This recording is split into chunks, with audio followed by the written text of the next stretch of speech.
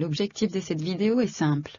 Fournir des renseignements concernant la transition entre le premier module à distance et la rencontre en présentiel.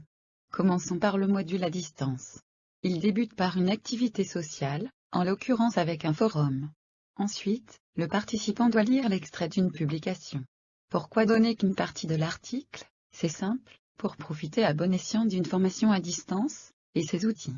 En effet, en répartissant les lectures, la personne se recentre sur un objet d'étude moins dense, lequel devient plus accessible, notamment pour repérer les idées fortes. N'oublions pas qu'il s'agit d'un public contractuel. La majorité n'est pas initiée à de telles lectures, raison pour laquelle elles sont partagées. Après avoir pris connaissance du document, la personne doit consigner ses observations. Une activité lui permet de rédiger, une autre pour téléverser sa contribution. Ainsi, avant même de rencontrer le groupe, le tuteur engendre des données pertinentes. Maintenant, à partir de ces éléments, comment gérer le présentiel? Je préconise d'initier des groupes de personnes, en fonction des textes traités. Durant 10 minutes, ils échangent les points de vue.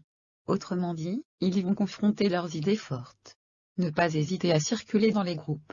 Après, je recommande un travail de formalisation. Prévoyez des supports à cet effet. Vient le temps de la restitution. Ici, laissez le groupe s'exprimer, permettre des réactions. Puis, lorsque les arguments cessent, c'est le moment d'assurer une liaison, projeter la relecture de l'article, avec les passages surlignés. Ainsi, cela permet à tout le monde de constater les éventuels écarts. Il vous suffit alors de réguler. C'est-à-dire, pointer les notions communes et celles oubliées. Attention toutefois. J'attire votre attention sur un aspect capital. Ne vous laissez pas décentrer par des vues de l'esprit, ou bien, de fausses représentations. Il faut insister sur les enjeux épistémologiques.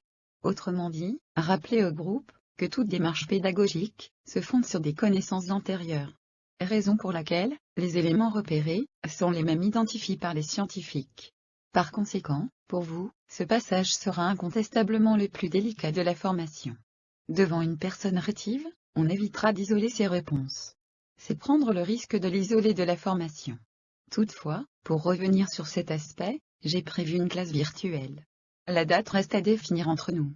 Pour l'instant, je propose de revenir sur la suite de la formation.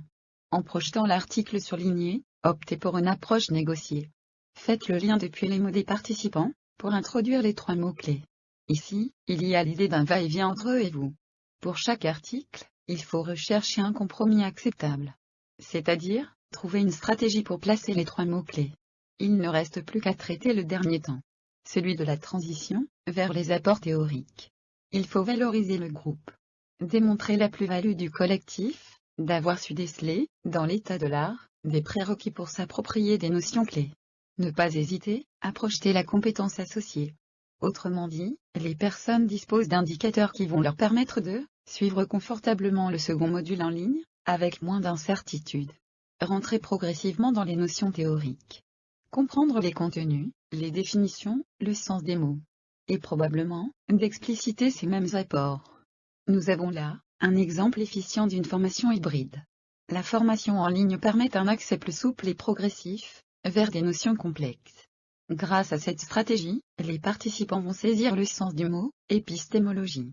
Nombreux sont ceux qui voudront lire l'article dans son ensemble. Agir ainsi, c'est une définition acceptable de l'épistémologie. Le besoin insatiable de l'homme d'assouvir sa curiosité sur ses connaissances scientifiques.